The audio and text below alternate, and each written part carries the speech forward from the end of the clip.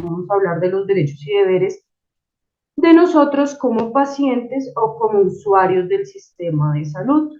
Y yo siempre titulo esta charla como una visión de empoderamiento. ¿Por qué? Porque la medida en que nosotros tengamos conocimiento de determinado tema, esto nos va a dar la capacidad de poder tomar decisiones y esas decisiones pues informadas y poder tener mayor autonomía. Entonces vamos a iniciar.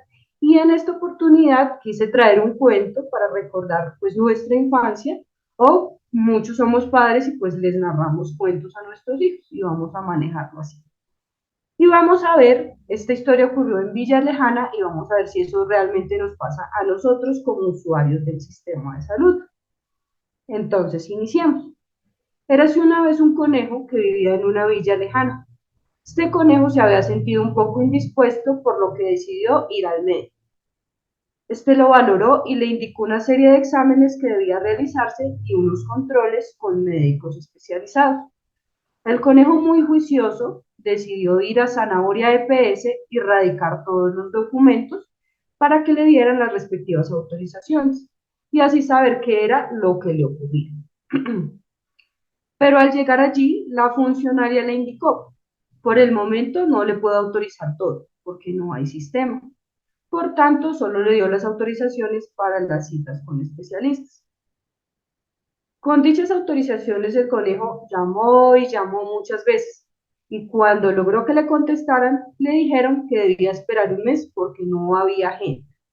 El conejo pensó: ¿ahora qué hago? ¿Cómo accedo a mis citas? Sí, se supone que son muy importantes y prioritarias.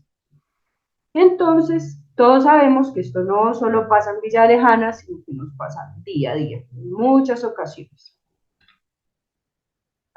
Y para aterrizar lo que ocurre en Colombia, vamos a traer unas cifras, las cifras del 2023, que todos los años la Defensoría y el Ministerio publican un informe de lo que ocurre con el derecho fundamental a la salud.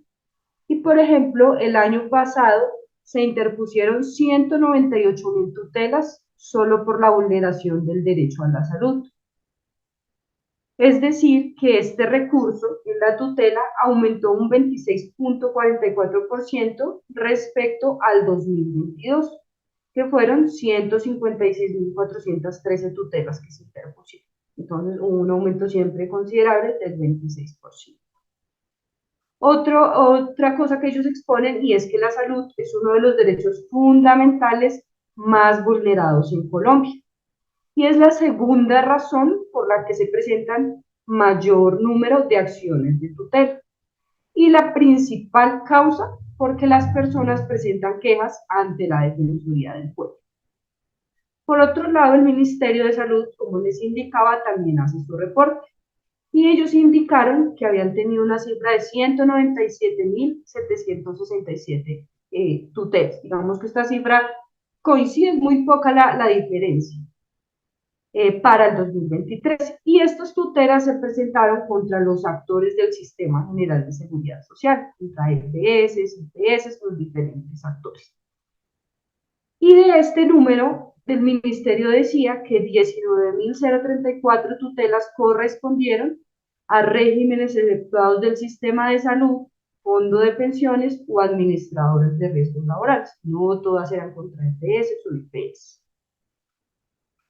Y ahora vamos a ver por qué motivos se presentaron estas tutelas. Y hay diferentes causas y sé que cada uno como usuario del sistema pues tenemos una causa diferente, pero lo que nos expone el informe es que las principales causas fueron por solicitud de servicio de tecnología, cuya prescripción por el médico tratante no estaba en el aplicativo IPRES.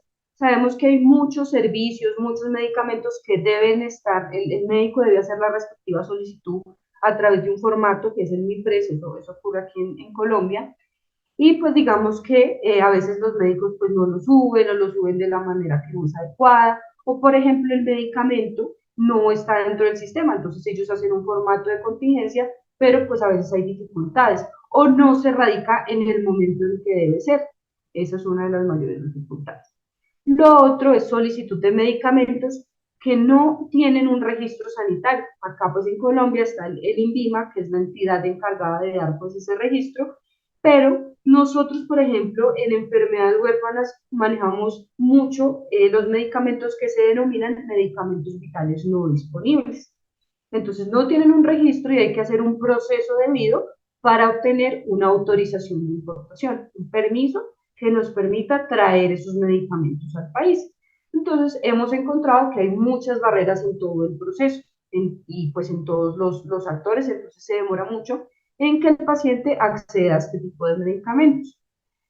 La otra causa es por excepción de cuota moderadora y copago. Entonces, digamos que también para contextualizar, acá en Colombia, pues se manejan eso, cuota moderadora o copago, y es para tener derecho a acceder a esos servicios, hay que hacer unos pagos en determinadas situaciones.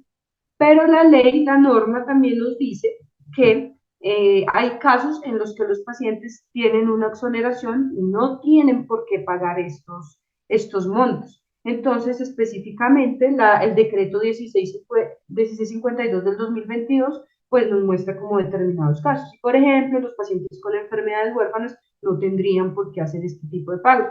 Los pacientes con enfermedades catastróficas, como cáncer, pacientes que han presentado quemaduras, allí digamos que este decreto nos dice de manera específica quiénes no deberían hacer estos pagos.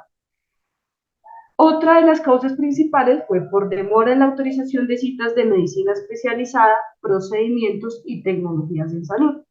Y acá, pues digamos que incluye la autorización y también el agendamiento. Como se dieron cuenta en el caso, pues primero no le autorizaron una parte de las órdenes médicas y luego cuando llamó el conejito, pues no encontraba citas disponibles. Entonces, esos digamos que son las principales causas en nuestro país. Entonces, listo. El cuento los traje porque para que nos demos cuenta que es una situación de la vida real, no solo algo fantasioso. Y segundo, ¿por qué? Les decía, nosotros le contábamos cuentos a nuestros hijos. Y es porque antes esa relación médico-paciente o profesional de salud-paciente estaba basado en el paternalismo. Entonces, ¿qué pasaba? El médico era como el papá y tenía sus hijitos que iban y digamos que era una relación de que el hijito tenía que ser obediente y confiar en el concepto del médico y el médico pues tomaba las decisiones. Pero ahorita no, ahorita ese modelo cambió y esa relación se ajustó para darle mayor autonomía a los usuarios del sistema de salud.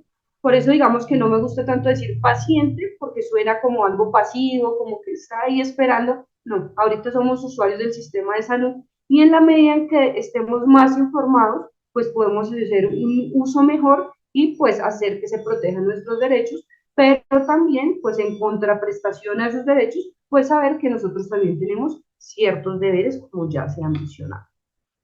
Entonces, vamos a iniciar con los derechos. Y es saber y cuestionarnos y decir, bueno, ¿realmente yo conozco los derechos y deberes que tengo como usuario? Ya que mucha gente acá, digamos, que dice, listo, yo soy cotizante en el sistema de salud y tienen que proteger mis derechos, pero bueno, ¿cuáles son sus derechos o qué le tienen que proteger? Entonces, si hago ese pago, me pregunto si sí de verdad conozco a qué tengo derecho.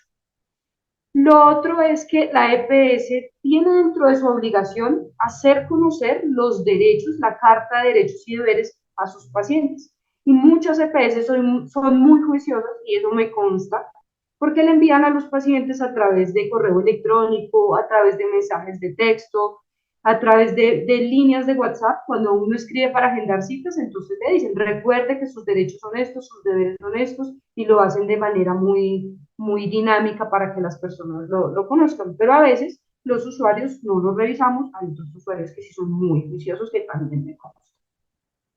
Entonces, si la EPS no me los dijo, yo los he averiguado por mi cuenta, me he tomado el tiempo de leerlos. A veces también en las instituciones, cuando nosotros vamos a los hospitales, cuando nosotros vamos a las oficinas de las EPS, ellos también allí tienen unos letreros como los que vemos en la imagen, y ahí también de manera gráfica, pues nos dicen, mire, estos son sus derechos, estos son sus deberes.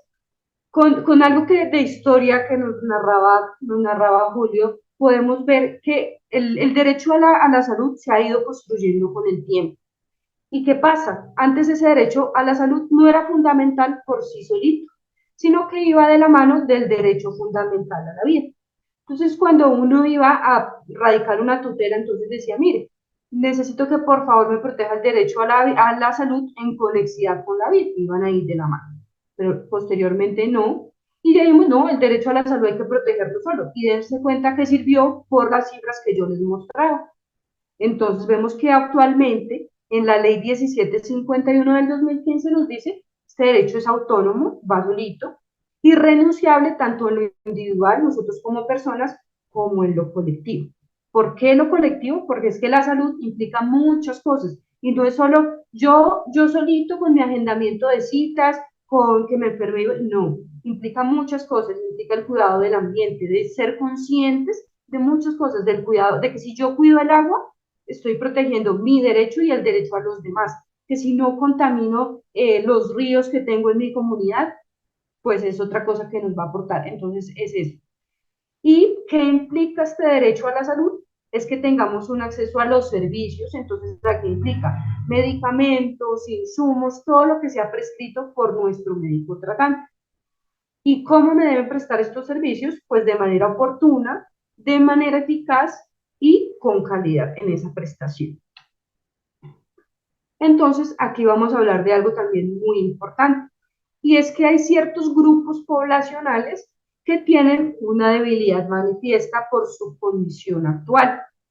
Entonces, dentro de este grupo están los niños, niñas y adolescentes, las mujeres en estado de gestación, las personas que han sido víctimas del conflicto armado, del desplazamiento forzado, los adultos mayores, las personas que padecen de enfermedad huérfana, que sabemos pues, ser huérfanos o enfermedades raras, como lo denominan en algunos países, son muy escasos ese grupo poblacional y por eso requieren que se preste mayor atención a las estrategias que se deben usar en estos casos.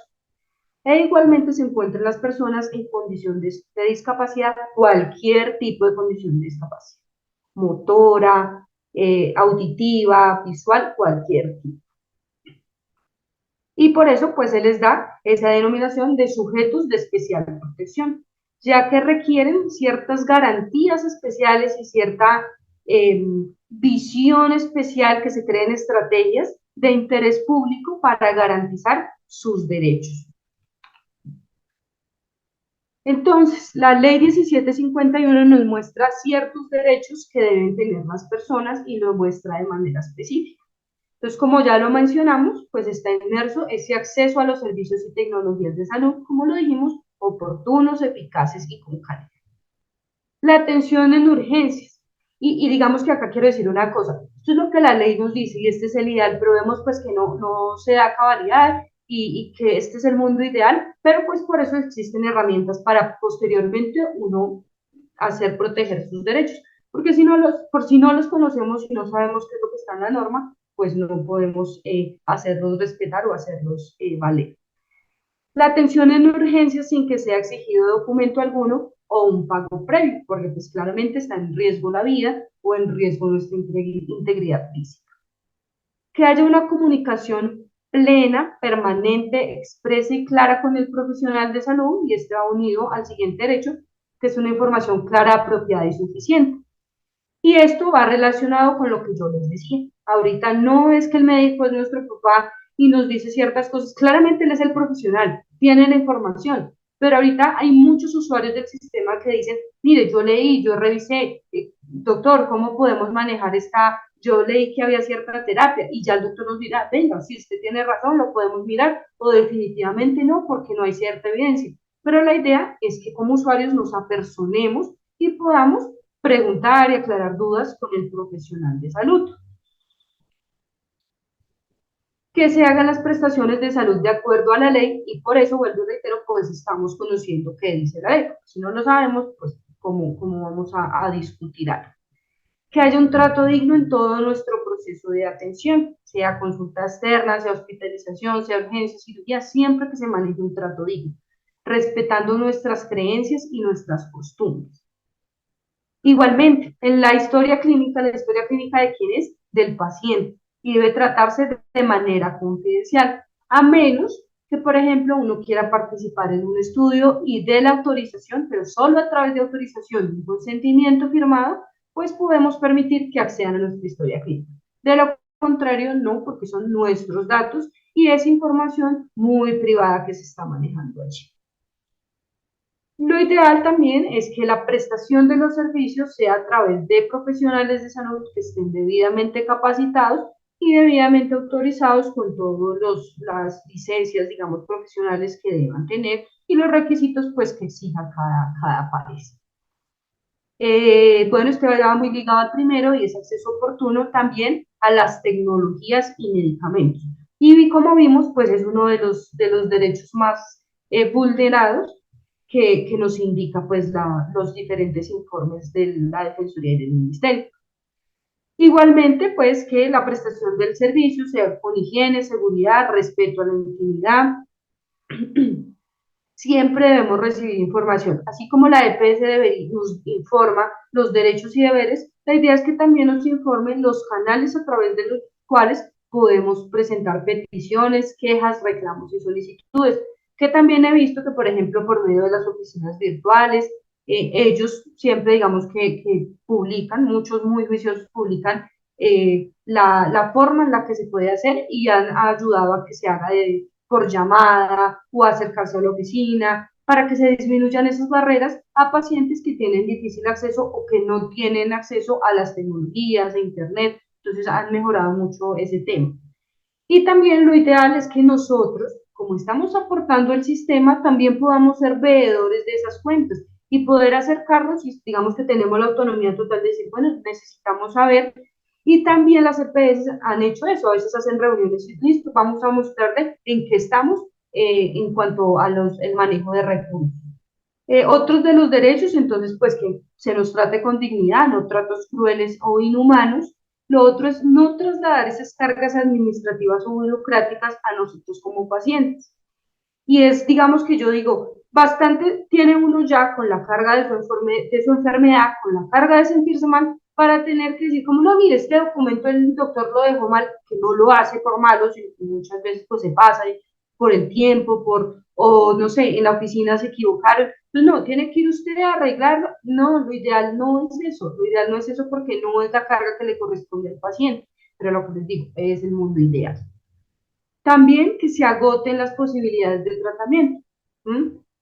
Por eso también hay que estar informados y decirle, doctor, mire, yo conozco esto y esto, y también de manera muy respetuosa aceptar o buscar un segundo concepto cuando nuestro médico tratante pues no estuviese de acuerdo o tuviera la suficiente información, pero nos dijera, no, podemos pedir un segundo concepto, que también no, sería el deber de la EPS de proporcionar.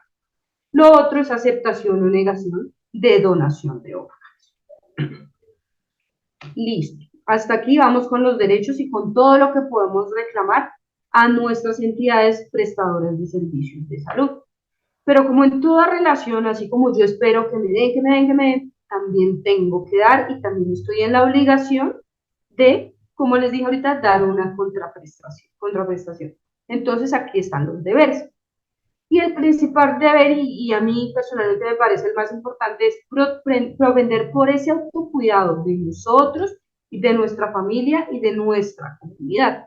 Porque de nada sirve si el doctor nos dice, mire, para que usted se sienta bien, le voy a dar esto, tiene que hacer ejercicio, tiene que cuidarse de su dieta. Y yo, listo, la EPS me garantizó la cita con un buen profesional, el profesional me dio lo que yo tenía que recibir y listo, todo perfecto. Pero yo llego a la casa y digo, ah, no, pues qué, y sigo comiendo igual, no hago ejercicio, entonces de nada sirve y se pierde pues como todo el esfuerzo del camino y todo lo logrado en el camino. Este va también muy relacionado y es atender oportunamente las recomendaciones. Si a mí me dicen, mire, necesito un antibiótico y es este y este, lo debo iniciar ya cada 6 horas. Yo no lo hago, me lo tomo a la semana y digo, doctor, estoy mal. ¿Por qué está mal? Pues porque no inició de manera oportuna las recomendaciones del médico.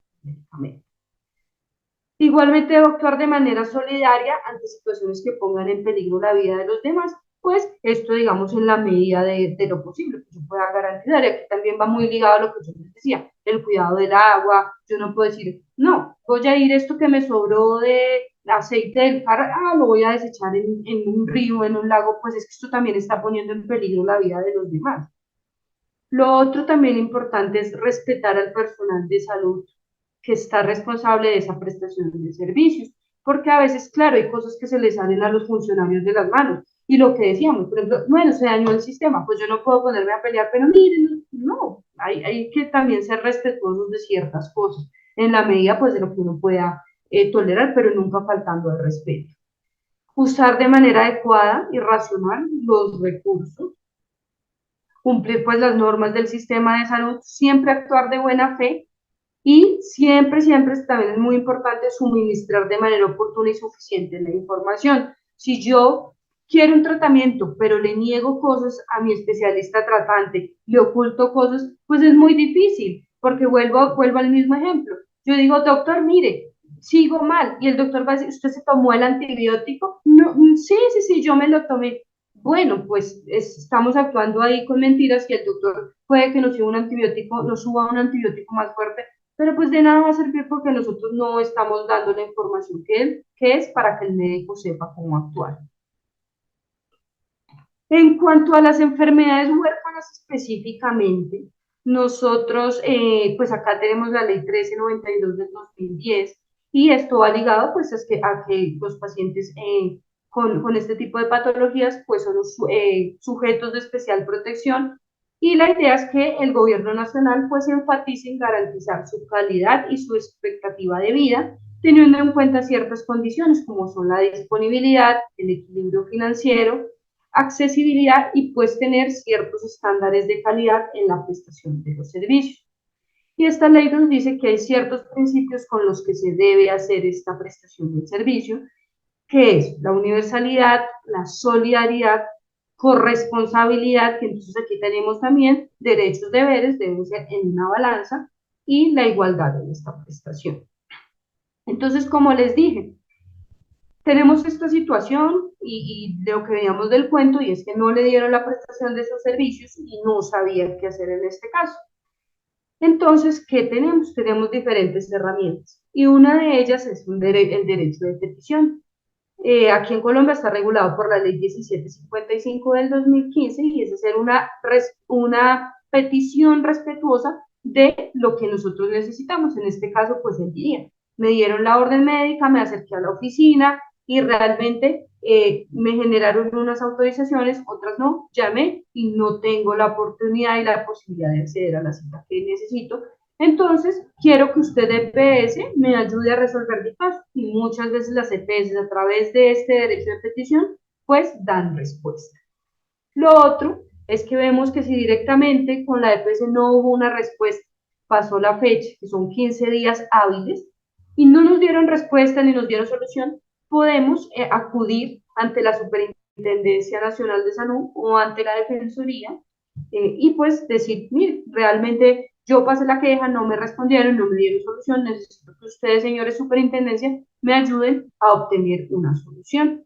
Entonces, digamos que la página de la superintendencia también, esta entidad, ha abierto diferentes canales para poder dar solución. Entonces, hay líneas telefónicas, se puede hacer a través de un formulario, a través de correo electrónico y también hay puntos presenciales en los que se pueden hacer las quejas. Y ellos también hacen jornadas en las que hacen que los pacientes se acerquen y pues digan qué barreras están presentando ante el sistema de salud.